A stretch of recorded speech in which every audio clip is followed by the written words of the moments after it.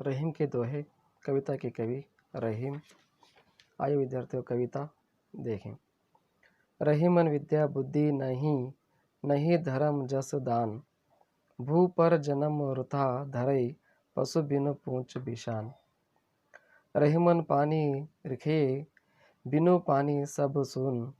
पानी गए न उभरे, मोती मानुष चून। रहीमन कठिन चितांते, चिंता को चित चेत। चिता दहित निर्जीव को चिंता जीव समेत। निज कर क्रिया रहीम कही, सुधी भावी के हाथ। पासे अपने हाथ, दावना अपने हाथ। रहीमन गली है सांकरी, द्विजो ना टहराई। आपो है तो हरि नहीं, हरि तो आपो नहीं।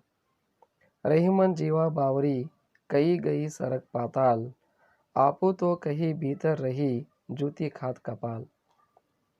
धनी रहीम जल पंख को, लघु जिय पियत अगाए। उददी बढ़ाई कौन है, जगत प्यासो जाए। एकई साधे सब सधे, सब साधे सब जाए। रहीमन मुलही सिंचोबे, फूले फले अगाए। कविता का सारांश देखेंगे। पहला पंक्ति का सारांश। रहीम जी कहते हैं कि जिस मनुष्य में बुद्धि नहीं है, जो धार्मिक नहीं है, जिसका यश नहीं है और जो दानी नहीं है, ऐसे मनुष्य ने व्यर्थ ही पृथ्वी पर जन्म लिया है। वह बिना पूंछ और सिंह का पशु है। दूसरी पंक्ति का। मनुष्य की प्रतिष्ठा के महत्व का प्रतिपादन करते हुए रहीम जी कहते हैं कि मनुष्य के लिए उसकी प्रतिष्ठा वैसे ही महत्वपूर्ण है जैसे मोती के लिए चमक की और आटे के लिए पानी या जल की होती है। जिस प्रकार चमके के बिना मोती और जल के बिना आटे का होना व्यर्थ है, उसी प्रकार मनुष्य का अस्तित्व भी बिना प्रतिष्ठा के व्यर्थ ही है। इसलिए मोती मनुष्य को और आटा बिना किसी के भी काम के नहीं रहते हैं। तीसरी पंक्ति का सारांश। चिता तथा चिंता का अंतर बताते हुए रहीम जी कहते हैं कि जब मन में चिंता आ जाती है तो वह चिताओं से भी अधिक कष्टकारिणी होती है, क्योंकि चिता तो मृतक को ही जलाती है, पर चिंता तो जीवित को ही जला देती है। चौथा पंक्ति का सारांश। कर्मयोग के स्वरूप का वर्णन करते हुए रहीम जी कहते हैं कि हे मनुष्य, तू अपना कर्म किए जा, उसके फल की इच्छा मत कर, क्योंकि उसका फल देना तो भाग्य अथवा ईश्वर के हाथ में है। जिस प्रकार 500 तो खिलाड़ी के हाथ में होते हैं, किंतु उनसे पड़ने वाला दाव उसके अपने हाथ में नहीं होता। पांचवी पंक्ति का सारांश। जहाँ अहंकार होता है, वहाँ श्री हरि नहीं होते हैं। इसी भाव को व्यक्त करते हुए रहीम जी कहते हैं कि प्रेम की गली संकीर्ण होती है, इसलिए इनमें अहंकार तथा श्री हरि दोनों एक साथ नहीं रह सकते हैं। यदि अहंकार है तो श्री हरि नहीं है, और यदि श्री हरि है तो अहंकार नहीं है। छठवां पंक्ति का सारांश। कठोर वाणी में बोलने का परिणाम बताते हुए रहीम जी कहते हैं कि यह पगली जीप तो अब अनाप शनाप बक गई और बककर स्वयं को भीतर चली जाती है, पर इसका बकवास के कारण सिर को जूते खानी पड़ती है। भाव यह है कि वाणी के संयम रखकर व्यक्त करना चाहिए। सातवां पंक्ति का सारांश। हुए हुए रहीम जी कहते हैं कि वह कीचड़ का पानी धन्य है जिसे छोटे बड़े प्राणी भी पीकर तृप्त हो जाते हैं। इसके विपरीत उस अथाह और विशाल सागर की क्या प्रतिष्ठा है जिसका जल ना पी सकने के कारण जगत उसके किनारे से प्यासी वापस लौट जाता है। भाव यह है कि दूसरों की सहायता करने में, उनका दुख दूर करने में ही किसी चीज़ की महत्ता होती है, भले ही वह कितना ही छोटा छोटा छोटा क्यों ना हो।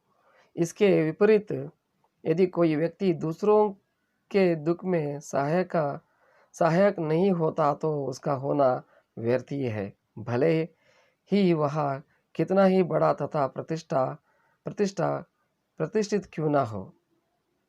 8वीं पंक्ति का सारांश बताते हुए कहते हैं कि रहीम जी भगवान के प्रति अन्य भाव की भक्ति की महिमा का वर्णन करते हुए रहीम जी कहते हैं कि जिस प्रकार जड़ के सींचने पर सारा वृक्ष संपूर्ण रूप से फलता फूलता है, उसी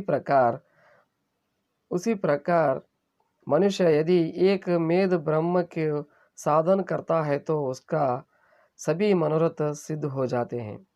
इसके विपरीत यदि वह सभी सांसारिक विषयों को प्राप्त करने का प्रयत्न करता है तो उसके सभी मनोरथ निष्फल हो जाते हैं।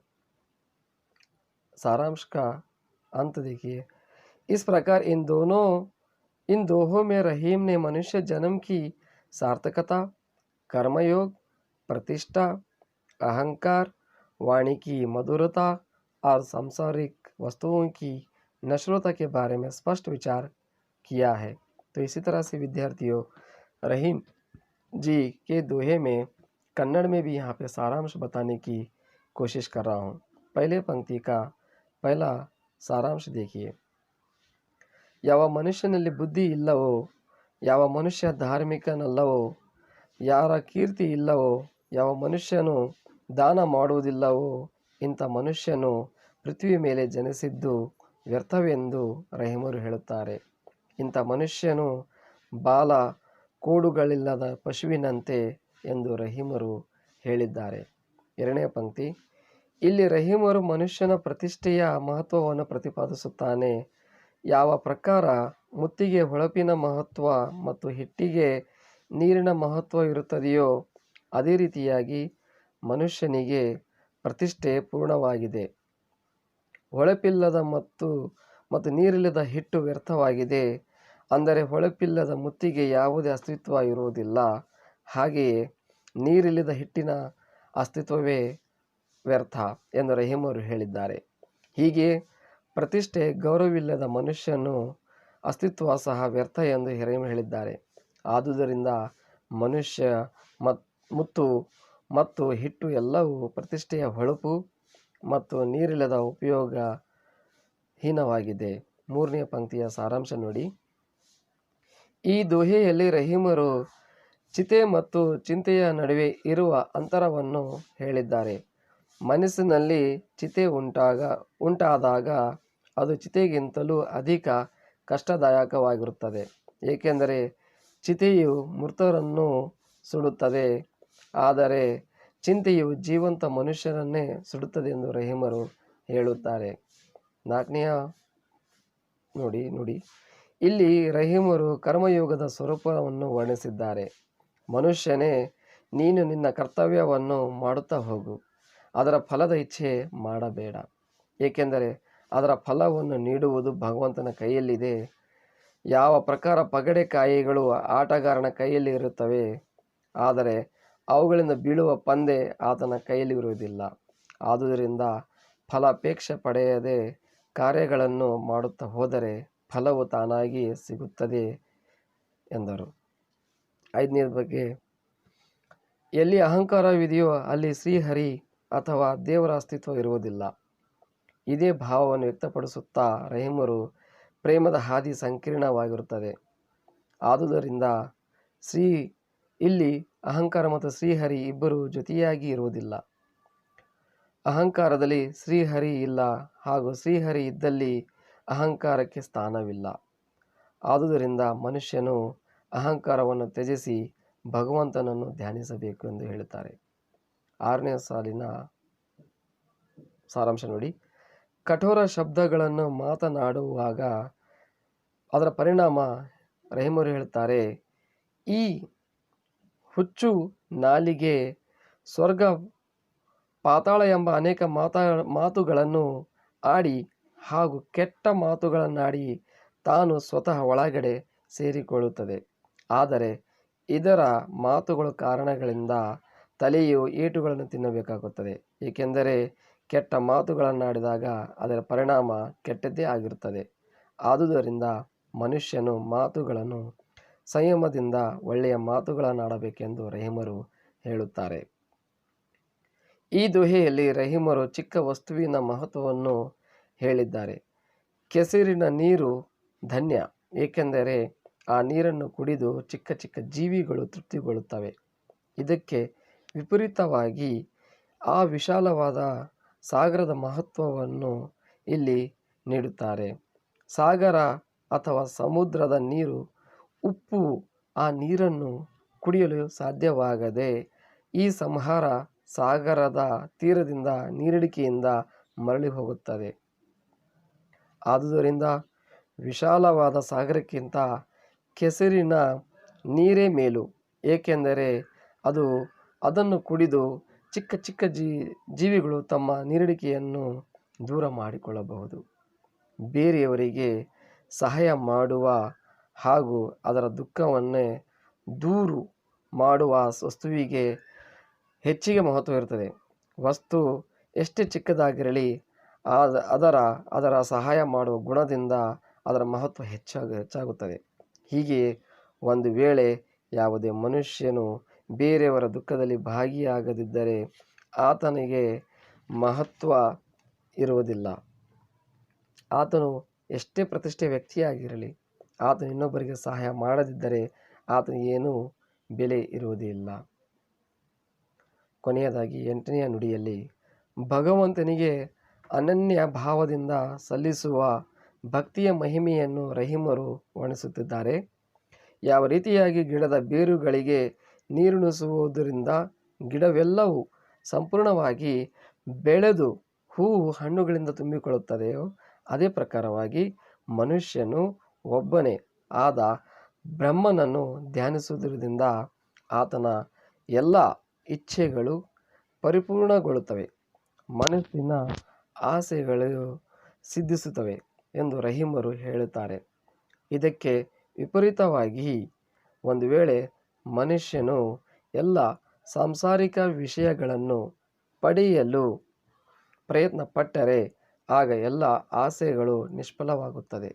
ಆದುದರಿಂದ ಮನುಷ್ಯನು ದೇವರಲ್ಲಿ ವಿಶ್ವಾಸವಿಟ್ಟು ಸ್ಮರಿಸಿದರೆ ಎಲ್ಲವೂ ಸಹ ಪರಿಪೂರ್ಣವಾಗುತ್ತದೆ ಎಂದು ರಹೀಮರು ಹೇಳಿದ್ದಾರೆ. ಹೀಗೆ ರಹೀಮರು ಈ ದೋಹೆಯಲ್ಲಿ ಮನುಷ್ಯ ಜನ್ಮದ ಸಾರ್ಥಕತೆ, ಕರ್ಮ, ಯೋಗ, ಪ್ರತಿಷ್ಠೆ, ಅಹಂಕಾರ, ಮಧುರವಾಣಿ ಮತ್ತು ಸಾಂಸಾರಿಕ ವಸ್ತುಗಳ ಕ್ಷಣಿಕತೆಯ ಬಗ್ಗೆ ತಮ್ಮ ಸ್ಪಷ್ಟ ವಿಚಾರಗಳನ್ನು ವ್ಯಕ್ತಪಡಿಸಿದ್ದಾರೆ ಎಂದು ಹೇಳುತ್ತಾ ಈ ಕವಿತೆಯ ಸಾರಾಂಶವನ್ನು ಇಲ್ಲಿಗೆ ಮುಕ್ತಾಯವನ್ನು ಮಾಡುತ್ತೇನೆ. ಧನ್ಯವಾದಗಳು.